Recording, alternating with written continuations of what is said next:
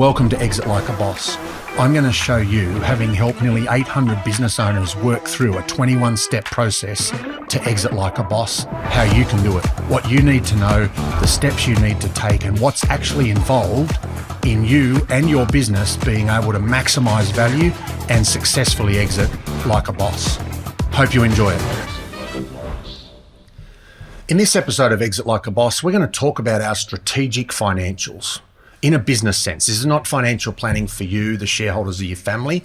This is strategic financial planning for the business. Now, to continue our example, we've been talking about a business who's chosen to sell to a listed company for $10 million. And we know that means they need to make about $2 million net profit. We're going to get a 5 times multiple from that listed company. Happy days. The gap is we have to plan that outcome.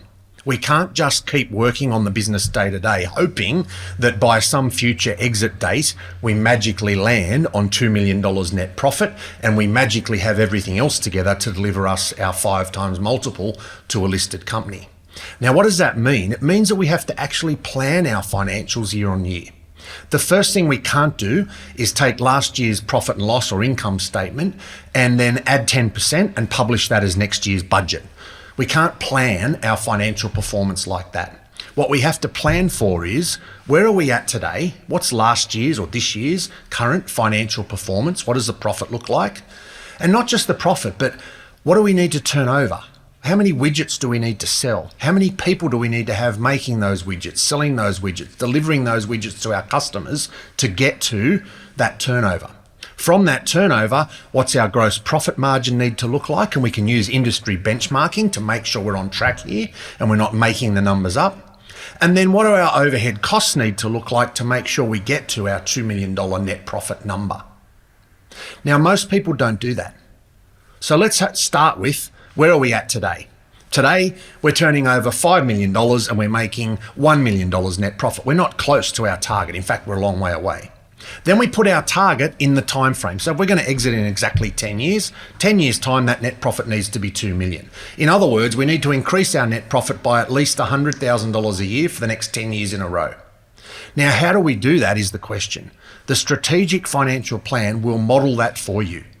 And instead of budgeting line by line, hour by hour, employee by employee to get all the detailed calcs, I don't advocate that for clients. What I advocate for clients is to go to a very high level budget. What is the outcome you are looking for in terms of profit? Sometimes that might need a turnover target as well. Sometimes companies won't buy a business that turns over less than X or that's not of a certain scale or size. But let's just focus on the profit target. We know if we need to make $2 million and for each widget we make $2 net profit, then we need to make 1 million widgets. What price do we need to sell those 1 million widgets at? How many people do I need to sell them? How many people do I need to make them? How many people do I need to deliver them? How many trucks do I need on the road? What's that going to cost me in terms of fuel? All of that equation comes together for a very high level. I'm only talking about 8 or 9 lines, strategic financial budget. The other part of that is making sure our growth rate is actually sustainable. Can I fund that growth?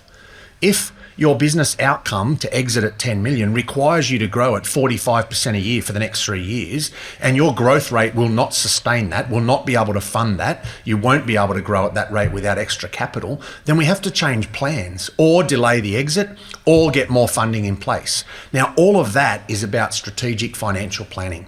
Understanding my exact business model, which we've already done in a previous step. We've already looked at our exit options. We've chosen which exit strategy we're going to use, and we have our goals and outcomes in mind. We know where we're going, what the numbers look like, what the date looks like. This is about financially planning that outcome. Not just a P&L and a $2 million profit, that's part of it, but also how do we fund that? What investments do we need to make? Do we grow year on year, 10% per year, $100,000 a year? Or do we actually take this year and next year to invest in the business, buy some machinery, recruit some staff, do some training, upgrade our systems, put things in place so that we can actually grow more quickly in years 3, 4, and 5, for example? Those are the sorts of things we need to really think about. When we're planning our strategic financials, we need to make sure our targets are realistic, but it gets us to our end goal. What's our strategic exit goal? Dollars, time, what's it look like, and what do we need to do to get from where we are today to that future figure.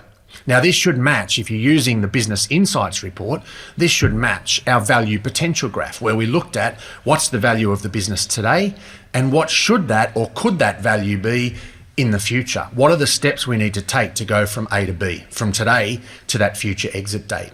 And then our business plan and our financial model needs to match exactly that.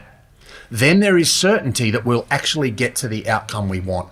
Not that we're going to get to 2030 or whatever our date was and we missed it by $500,000. Therefore, I can no longer sell it for $10 million. It's only worth 7.5. Therefore, my whole financial plan falls over. This is about making sure that doesn't happen. Having all those things in place, all the steps we need to take, both financial and non-financial, strategic business plan, the business model, and now the strategic financials to make sure we're actually able to exit like a boss.